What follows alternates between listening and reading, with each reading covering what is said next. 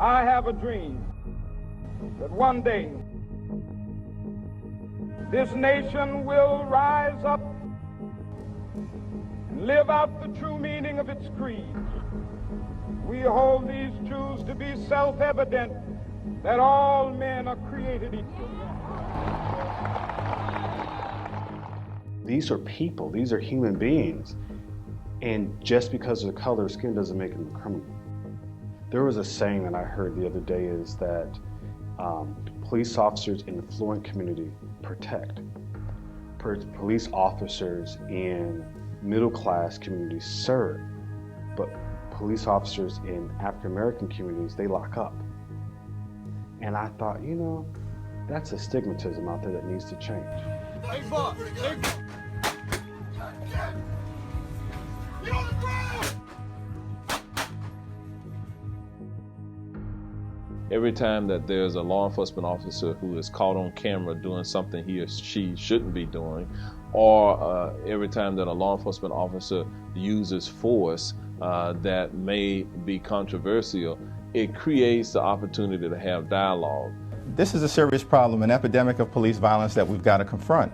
And there are people all across America who understandably have lost a lot of faith or never had any faith in the ability of the criminal justice system to provide equal protection under the law. That's not just a phrase. Those aren't just words. That's the 14th Amendment of the United States Constitution. Life is a precious gift that only God gives.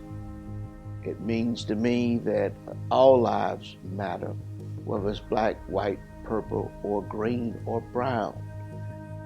And as a nation, we need to try to make sure that we do things to make sure that all lives matter.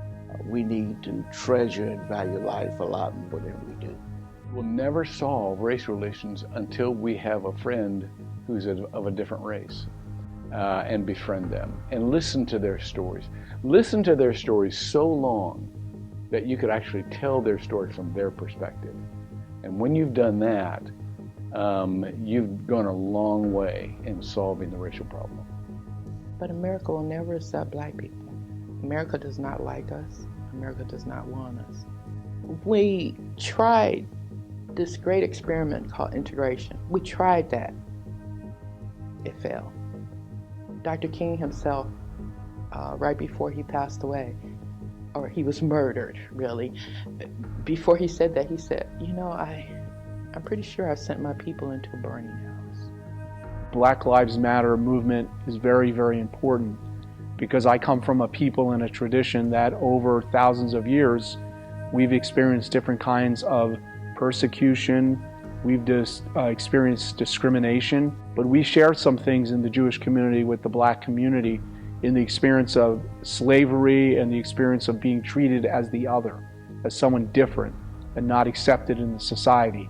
So I, as a Jew, have a special responsibility for Black Lives Matter and to be involved and to support that movement. If we don't take a step back and try to address racial inequality in our country, God forbid what we're going to look like in 4 years. I have an 18-year-old son. I have an 18-year-old brown son. And so for me, every day that he walks out, my fear of what's going to happen to him has increased. The fact that I'm concerned now that if he gets pulled over by an officer, that there would be some additional questioning that would take place because there's a level of fear, I think, out there that could cause him to be in a situation that he doesn't deserve to be in. In order to improve race relations, if you live in a multicultural community, you need to get to know your neighbors. We all live in the same world. We all live in the same boat we call America. And until we care about another person and their life, then things really won't change. And I think that's part of what the movement's causing us to think about. Free at last! Free at last! Thank God Almighty, we are free at last!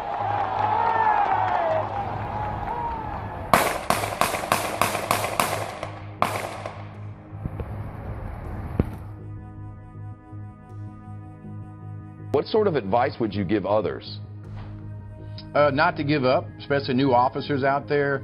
Maybe initially, you know, that the community may not accept you the way you want to be accepted, but don't give up. Every day go out there and prove to that community that you're there to stay.